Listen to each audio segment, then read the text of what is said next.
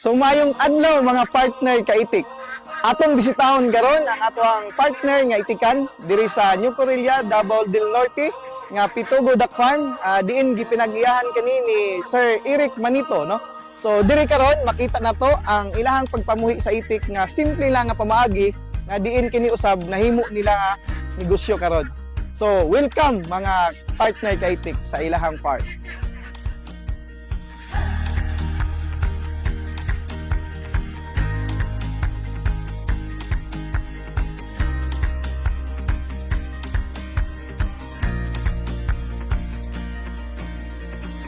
Ako si Eric Manito, 45 anyos, taga Carconio, Correlia, Davao del Norte.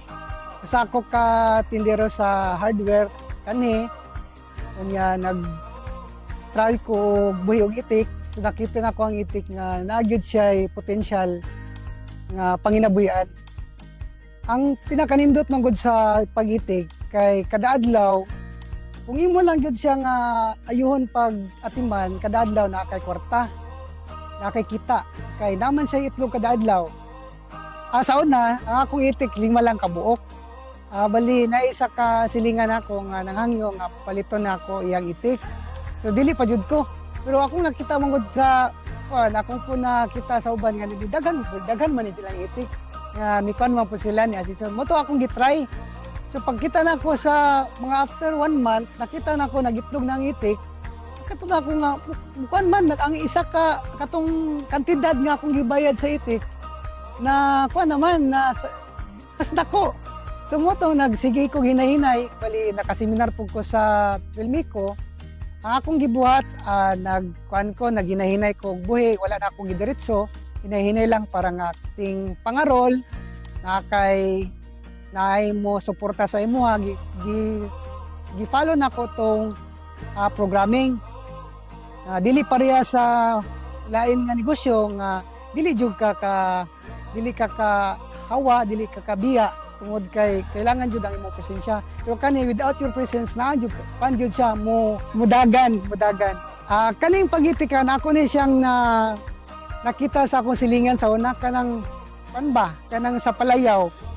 Unya nakita po nako gikan sa pagpalayaw, nakita po nako sa nag-attend kong nakita na sa Facebook, nakita na ko nga naay naga-poultry ug itik. So nakita na ko ang Hinayon Duck Farm, ang tagiyana si Sir Marvin Hinayon.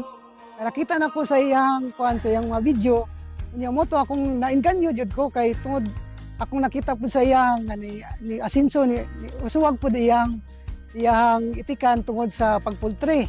Kaya dati usasab siya ka nagapalayaw. So ako po siyang gi-try. Antod karon nga nakita pud nako, bali wala na ako nakita akong na-experience unsa ka maayo ang pag-itik. Ang Abimax Pilmico Feeds murag silbi ni sa kuwang sa akong negosyo, nagsilbi ni siyang as fuel ba nga maka-move tag forward. Kung wala ning Abimax Pilmico Feeds, murag siguro dili gyud ta ka padulong sa unahan.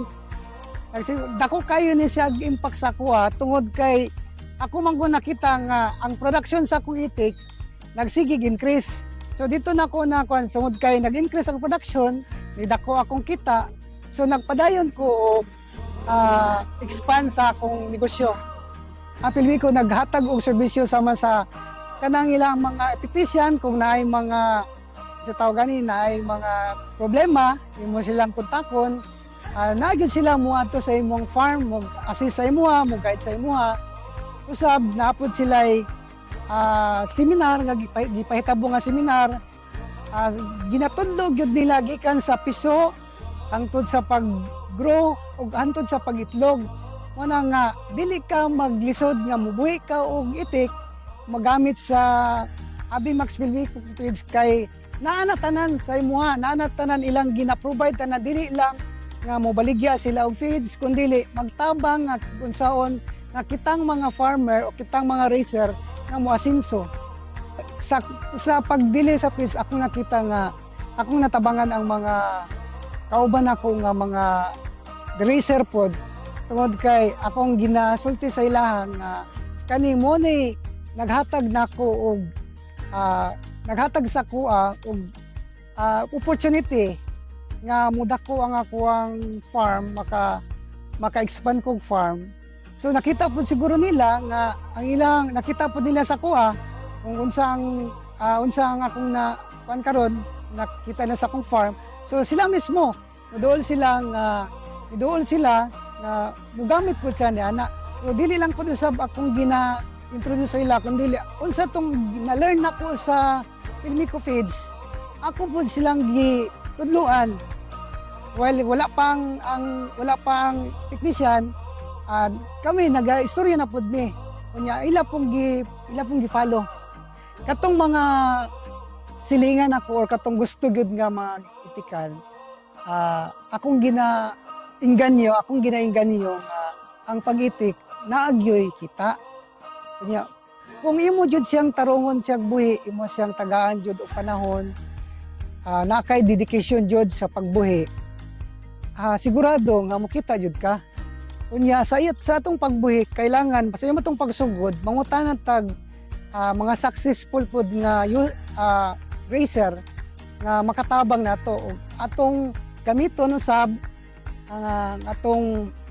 feeds nga Abimax Filmico Feeds para nga sila na dili lamang sila baligya sa feeds kundi nagatudlo pud sila kung saon nga kita mo asinso.